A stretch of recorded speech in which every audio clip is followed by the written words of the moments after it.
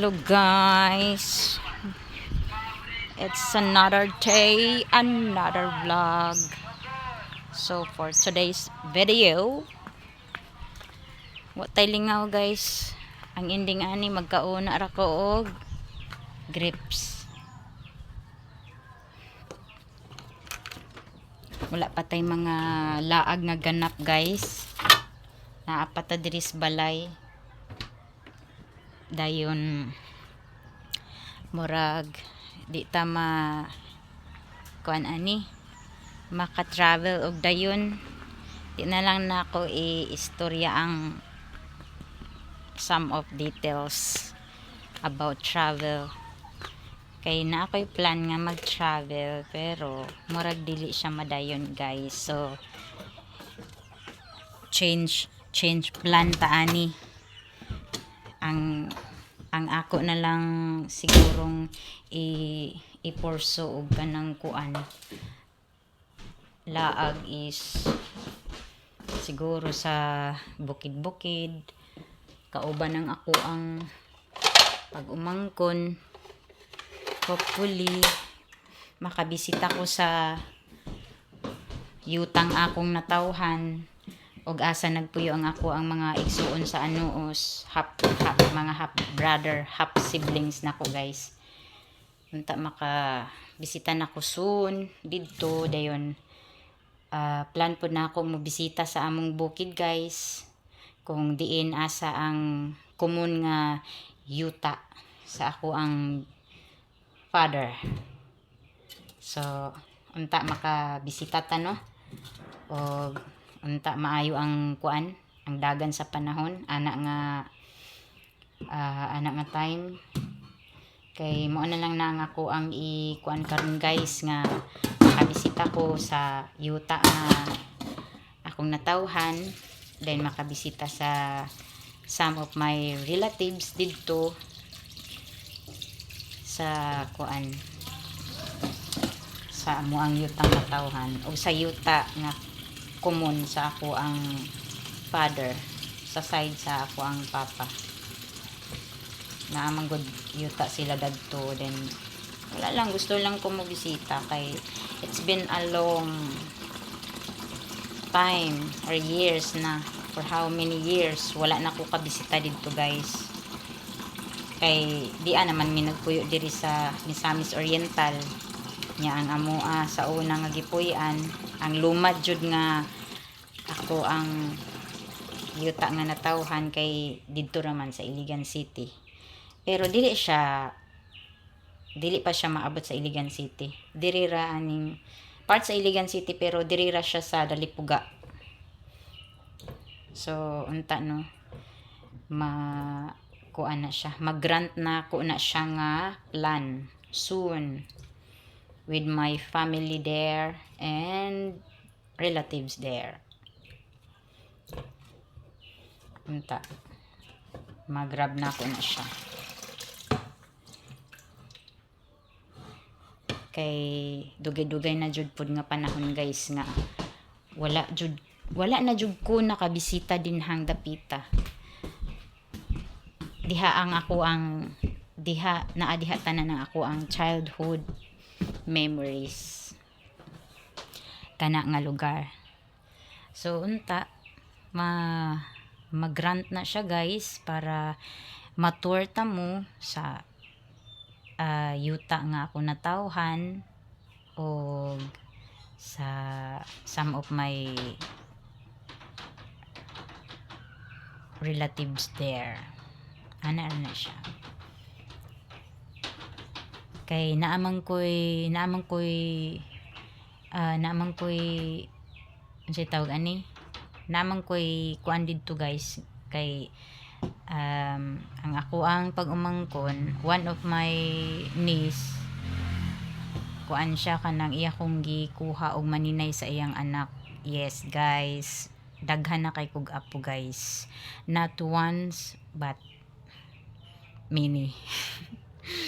Bitaw oy, sa edad nga 36 guys, daghan na kog apo.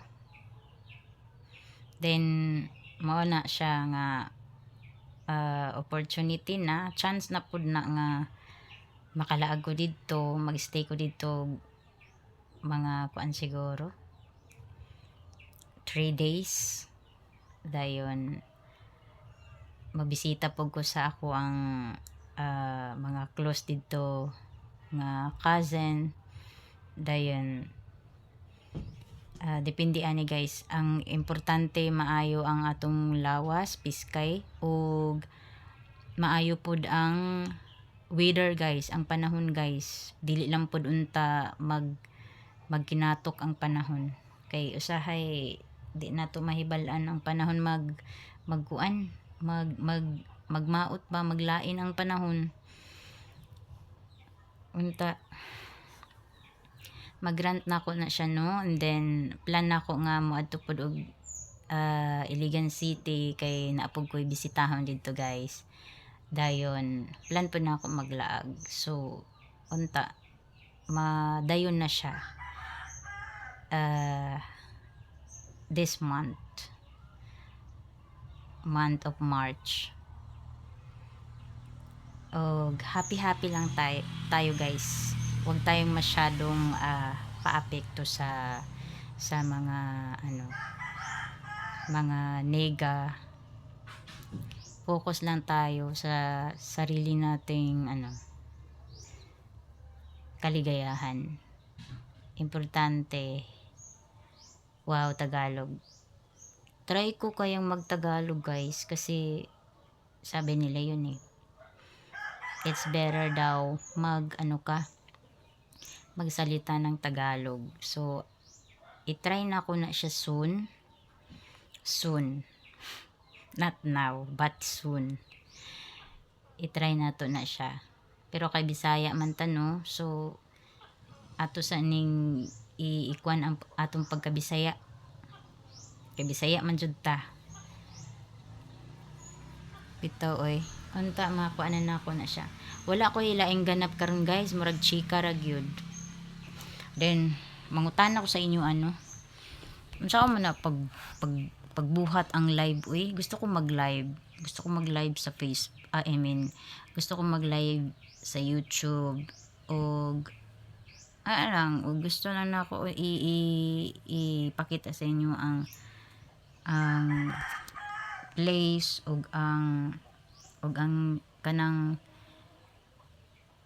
gusto po kong mag-live nga mag-istorya lang, mag-storytelling lang sa inyo, mag-share og mga chururot sa life, mga happenings. Pero ambot og unsaon, dili na lang ta magsigig topic about sa mga negative guys, kana mga makapataksik sa ato. I-let go na nato na ang kanang mga tao nga dili ganahan sa ato. I-ignore na nato na mga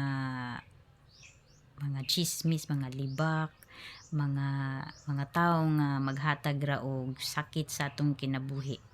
Ato na silang kalimtan, ato silang pasagdaan sa unsa man ang ilaang mga kaaligot-gut sa ato. Basta kita importante sa ato nga wala ta nang hilabot sa ila, limpyo ang ato ang konsensya, og ato na lang ipakita sila nga happy ta og sila unhappy nga makita ta nga happy, then di na nato na problema, mag-ugot sila, di ba? Kung wala sila giganahi sa ato, mas labaw na pud siguro tanong. Di usahay man good ang tao, dali ra kaayo makaistorya og sakit nga istorya, pero walay diri, wala gihuna-huna daan kung ang iyang istorya makapasakit ba sa iyang isid ka tawo. And then pagkahuman, kung mabaslan siya pa ang isog, siya pa ang naay right nga magpabiktim, which is very wrong kaayo guys, og unfair pod, no? So dili lang pud ta pasulabi sa atong mga batasan nga pabiktim ta, ang uban may lang moingon nga high pride guys. Ma-high pride ang isa ka tawo kung kabalo siya sa iyang kaugalingon nga dili siya ang saypan, dili siya ang nag-cause og trouble, dili siya ang nagsugod sa kasamok. Og mahibal-an pod siguro ninyo ang tawo nga high pride the way nga pabiktim siya. Okay? Mismo kamo makabalo mo ana. So ako manggod nga tao guys, once nga nasakitan ko and then akusahan ko to the point nga murag ako ang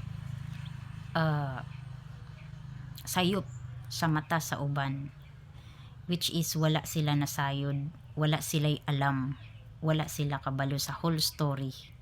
Kay ako nga tao manggod maghilom-hilom ra. Deep inside of me, I know kabalo ko, nasayod ko, og kabalo sad ko angkon og sayop guys.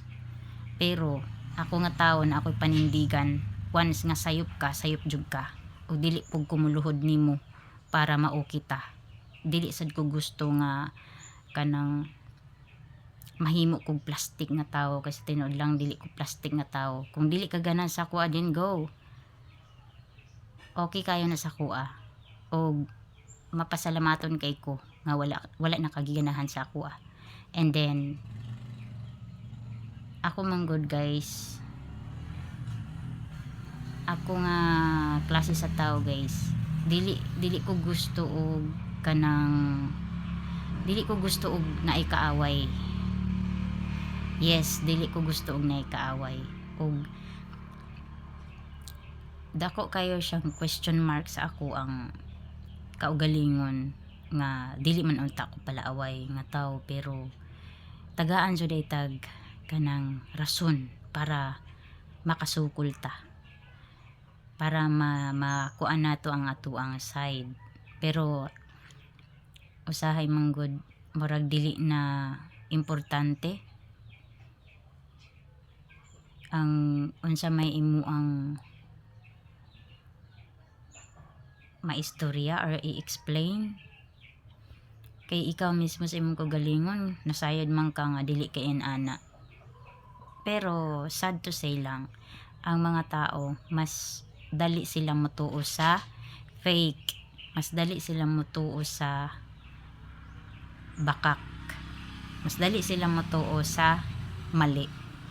Okay, so for me dili na lang siguro dapat ipamugos kung unsa man ang sakto. So sa ako ang pangidaron karon, sa ako ang edad karon, daghan naman ko kanang mga na-encounter nga sakit nga istorya, dili lang sa laing tao kundi maski gani sa imong pamilya. Giisip nimo og giisip nimo nga pamilya o kadugo pud nimo, muunay pa manggani sa imo, di ba? Nga wala kay gibuhat dautan, nga ang imo ang natabang sa ila nawala na tungod sa inggit, tungod sa ila ang pagkagahaman. Kay ako guys, encounter man ako na kay sa amo ang pamilya pod, naaman jud na siya, naagid na siya. Then mao po lagi na, o kinsa pa tong mga salan, kinsa pa tong mga nakapasakit sa imo ang pagkatao, panamas-tamas og gitamak-tamakan ang imong pagkatao, sila pa ang pabiktim guys. So mo nang side, no need to fight back na lang. Ang imuan na lang is to distance yourself to those mga toxic na tao. So wajud tay laing kwan ron guys, chika-chika lang. about experience sa life, about sa magka-grips. Ito guys, ano siya, about sa life, about sa experience nimo. As we grow older, daghan jud tag mga ma-experience guys sa kinabuhi.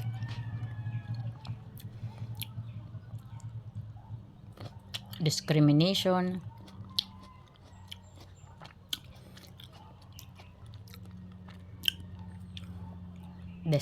disrespect,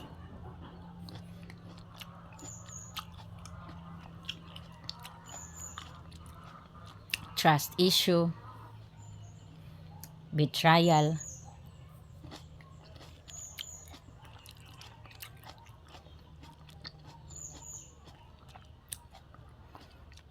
dayon kanang i-down ka,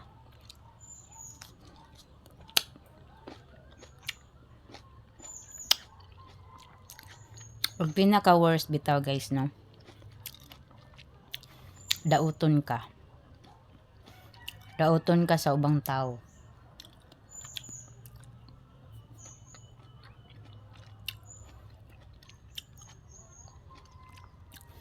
Ano siya pinaka worst.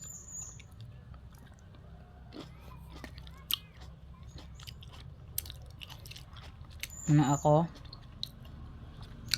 okay na ko guys, okay na ko nga konti ra ang ako ang mga friend, konti ra ako ang mga close, even sa family, except sa sabi nimo, swerte na lang ka kung sa sulod sa inyong pamilya is adunay usa or duha ang di ganahan nimo. Well, ako sa ako ang part, swerte gyapon ko sa akong pamilya. Kay sa black sheep ang black sheep sa ang magsuon is isa ra man. Then ang black sheep pod sa akong mga pag-umangkon is siguro matawag lang na ako pinaka worst is isa. So ang kanang the rest mga goods na sila guys, wala ko'y problema ana nila.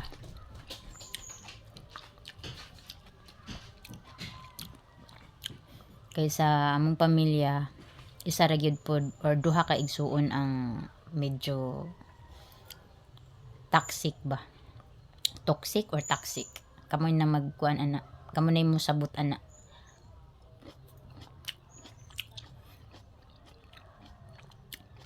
Kaya uban ako mga igsuon, butan sila guys, magkasinabot me.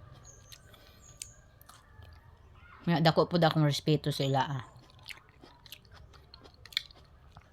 ug syempre respeto pod sila sa ako na igsuon ko nila, walay isi din na utay ba.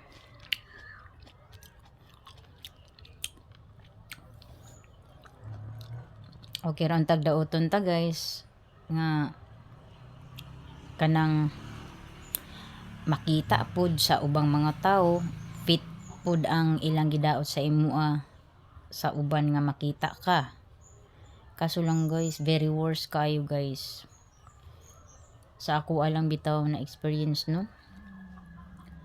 Bitaw nang magkatawa na lang ko kay kanang gidaot ko nga ingon ana ko, pero makita ko sa ubang tao dili ko ingon ana. So kuan gyapon ko kanang ansa na muna yun nga daoton jud ko kay kabalo man sila nga dili yun ko nila matarog, dili ko nila ma-down nga basta-basta.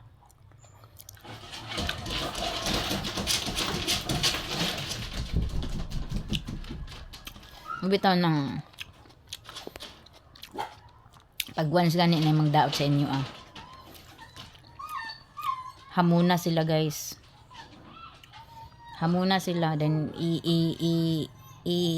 ipapangita sa ila kung na sila'y proof. Na sila'y proof nga ingon ana ka. Mura na siya.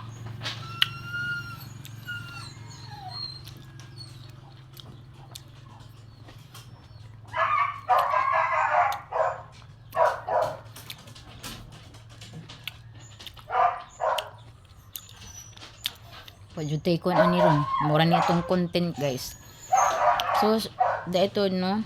See you day sa sunod na ko nga next nga mga vlog. Kung basin day makagawas na ako sa lungga. Makagawas na ako diri sa balay. Mag-travel na punta ni guys. So, thank you for watching sa ako ang mga viewers o sa ako mga subscribers.